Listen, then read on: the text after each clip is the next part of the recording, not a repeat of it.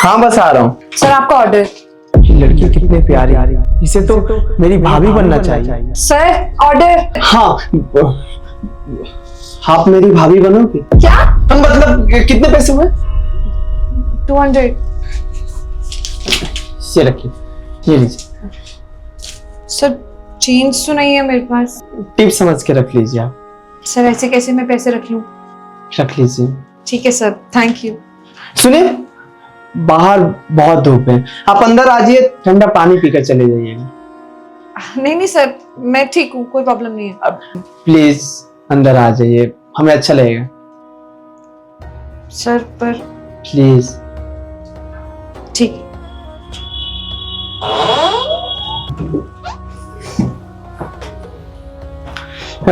बैठे, मैं आपके लिए पानी लेकर आता हूँ। ठीक है।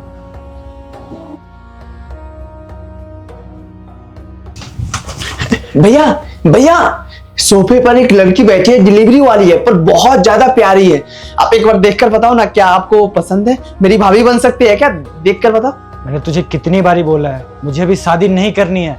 तुझे एक बारी में समझ नहीं आता है क्या? भैया आप भी, मेरे को ना मम्मी पापा बहुत परेशान कर रहे हैं, बोल रहे हैं कि लड़की ढूंढ ले उसके लिए, क्योंकि शादी के लायक हो गए हैं आप। और आप भी सोचिए भैया, आपकी शादी के बाद तो मैं भी अपना शादी करूंगा ना, तो देखकर बताओ ना। मैंने एक बारी बोल दिया ना, मुझे भी शादी नहीं करनी है। बार बार ये बकवास बंद कर दे, ठीक है? ज्योति तुम? जीतू? तुम इस हालत में? हाँ, वो मैं डिलीवरी का काम करती हूँ ना, मुझे पता होता कि ये तुम्हारा घर है तो मैं नहीं आती यहाँ पे। तुम्हारी तो अरेंज मैरिज होने वाली थी ना, और वो भी लड़का शायद गवर्नमेंट जॉब में था। नहीं, वो एक्चुअली शादी में मैं कभी इंटरेस्टेड थी ही नहीं, तो मेरी शादी नहीं हुई। और छोड़ो ना तुम मेरी बात, तुम अपना बताओ। तुमने तो शादी कर ली ना, अपना घर बसा लिया होगा, फैमिली होगी तुम्हारी। नहीं, मैंने भी शादी नहीं करी है। प्यार तुमसे करता था तो शादी किसी और से करके उसकी जिंदगी बर्बाद क्यों करूं मैं? तुमने तो कभी मेरे प्यार को समझा ही नहीं, ना ही मेरे प्यार की कदर की। तुम्हें तो बस अपनी फैमिली की पड़ी रहती थी। तुम्हें अपनी फैमिली की बात मान के अरेंज मैरिज करनी थी। देखो, मेरे लिए प्यार कोई मजाक नहीं था, मैं प्यार सिर्फ तुमसे करता था। किसी और से शादी करके क्या फायदा, इसलिए मैंने शादी नहीं करी। तुम्हारी कोई गलती नहीं थी जीतू, सारी की सारी गलती मेरी थी कि मैं अपने प्यार के लिए कभी खड़ी नहीं हो पाई। मैं समझा नहीं पाई पापा को कि मैं कितना प्यार करती थी तुमसे और तुम्हारे बिना नहीं रह पाऊंगी। देखो, मैं तुमसे प्यार करती हूँ, करती थी, लेकिन मैं अपने पापा से भी तो प्यार करती थी। और उनके लिए समाज, ये लोग, ये सब कुछ बहुत मैटर करते हैं। जिस इंसान ने मुझे पाला पोसा बड़ा किया, उस इंसान को मैं कैसे छोड़ सकती हूँ तुम्हारे लिए? मानती हूँ, प्यार करते टाइम तो मैंने बहुत बड़े बड़े वादे कर दिए थे, ये कर दूंगी वो कर दूंगी, लेकिन जब पापा ने मुझे सुसाइड की धमकी दी तो मैं टूट सी गई। मुझे समझ नहीं आ रहा था मैं क्या करूं, और मेरे पास कोई दूसरा रास्ता भी नहीं था। उन्होंने मुझे कसम दे दी कि अगर मैं तुमसे शादी करती हूँ तो वो मर जाएंगे, और मैं नहीं देख सकती उनको ऐसा।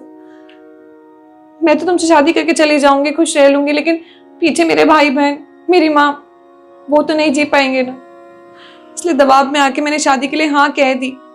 लेकिन शादी वाले दिन पापा की बहुत ज्यादा तबीयत खराब हो गई और लड़के वालों ने भी दहेज वहेज की डिमांड करी, तो फिर पापा ने ये रिश्ता खुद ही तोड़ दिया।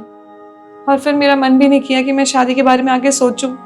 कुछ ना कुछ करने के लिए मैंने सिर्फ डिलीवरी का काम करना शुरू किया, ताकि मैं अपना पेट पाल सकूं, अपने पैरों पे खड़ी हो सकूं। आज पापा कभी भी मुझे देखते हैं ना, तो उनको इसी बात का गिल्ट होता है, काश मैं अपनी बेटी की शादी उसके मन पसंदीदा इंसान से करवा देता। लेकिन छोड़ो, ये सब पुरानी बातें हैं। मैं मजबूर थी अपने पापा की कस्मों की वजह से, समाज की वजह से, अपने घर वालों की वजह से। इसलिए मैं तुम्हारे साथ खड़ी ना रह पाई, तुम्हारा साथ ना दे पाई।